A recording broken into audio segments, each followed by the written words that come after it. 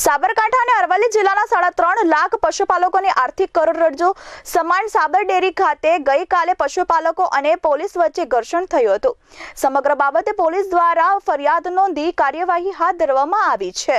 સાબરકાંઠામાં ગઈકાલે પશુપાલકો અને પોલીસ વચ્ચેના ઘર્ષણ મામલે પોલીસે 74 આરોપીઓના નામ સાથે અને 1000 વ્યક્તિઓના ટોળા સામે પોલીસ ફરિયાદ નોંધવામાં આવી છે। 74 આરોપીઓ પૈકી બાયડના પૂર્વ ધારાસભ્ય અને સાબર ડેરીના વર્તમાન ડિરેક્ટર જશુ પટેલ સામે પણ પોલીસ ફરિયાદ નોંધવામાં આવી છે। જશુ પટેલ દ્વારા અગાઉ પણ ચૂકવણી બાબતની રજૂઆત કરવા માટે રેલી સ્વરૂપે જિલ્લા કલેક્ટરને આવેદનપત્ર આપી સત્વરે ભાવ વધારો ચૂકવવાની માંગ કરી હતી। આ સાથે જ પોલીસ ફરિયાદમાં સાબરકાંઠા બેંકના પૂર્વ ચેરમેન રાજેન્દ્રસિંહ ભાટીનું નામ પણ નોંધવામાં આવ્યું છે। પોલીસે અત્યાર સુધીમાં 47 વ્યક્તિઓની ઓળખ કરી અટકાયત કરી છે। આ તમામના નિવેદન નોંધવાની કાર્યવાહી ચાલી રહી છે અને અન્ય વ્યક્તિઓની શોધખોળ પણ હાથ ધરવામાં આવી રહી છે। પોલીસ દ્વારા હાલ વિડીયો ફૂટેજ તેમજ અન્ય પુરાવાઓ મેળવી આરોપીઓની ઓળખ કરી રહી છે।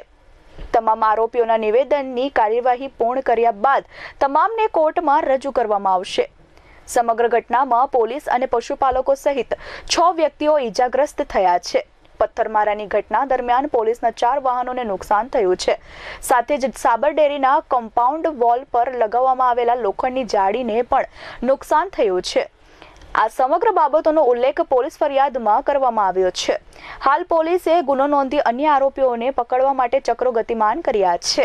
ગઈકાલે હિંમતનગર પાસે આવેલ સાબર ડેરી પાસે ભાવફેર બાબતે લોકો ભેગા થયેલા પશુપાલકો અને જે સભાસદો છે એમણે ગેરકાયદેસર મંડળી રચી અને ત્યાં પોલીસ સાથે ઘર્ષણ ઉપર ઉતરેલા અને તોડફોડ કરેલું, જેમાં સાબર ડેરીના મુખ્ય ગેટને તોડફોડ કરેલી, બાજુમાં રહેલી ગ્રીલને તોડફોડ કરેલી, પોલીસના સાધનોને નુકસાન પહોંચાડેલું, વાહનોને પણ નુકસાન પહોંચાડેલું હતું અને પોલીસ અધિકારી કર્મચારીઓ પણ ઈજાગ્રસ્ત થયેલા હતા। આ ગેરકાયદેસર ટોળાએ પથ્થરમારો કરેલો અને જે નેશનલ હાઈવે છે ત્યાં આવતા જતા વાહનો રોકવા પણ પ્રયત્ન કરેલો, જેને યોગ્ય બળ પ્રયોગ કરી પોલીસે વિખેરી નાખેલા અને આ બનાવ સંદર્ભે હિંમતનગર એ ડિવિઝન પોલીસ સ્ટેશન ખાતે એફઆઈઆર રજીસ્ટર કરવામાં આવેલી, જેમાં 74 આરોપીઓ સામે નામજોગ ફરિયાદ દાખલ થયેલી છે અને અન્ય 900 થી 1000 વ્યક્તિઓના ટોળા વિરુદ્ધ ગુનો દાખલ થયેલ છે। આ ગુનાની તપાસ હાલમાં ચાલુ છે અને આ તપાસ દરમિયાન 47 આરોપીઓને અત્યાર સુધી અટક કરવામાં આવેલા છે। અન્ય તપાસ તજવીજ ચાલુ છે।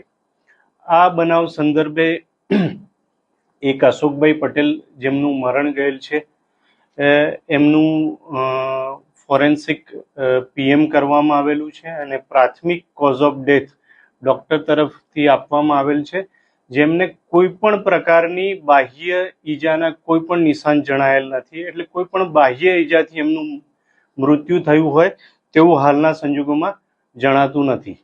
આશરે 50 થી વધુ ટીયર ગેસના સેલ છોડવામાં આવેલા, 4 થી વધારે વાહનોને નુકસાન થયેલું છે।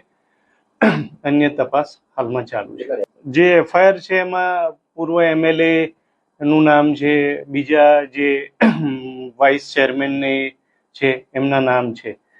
હાલ સુધી 47 આરોપીઓની અટક કરવામાં આવી છે। પોલીસની તપાસની કાર્યવાહી ચાલુ છે, એ યોગ્ય કાયદાકીય કાર્યવાહી કરવામાં આવશે।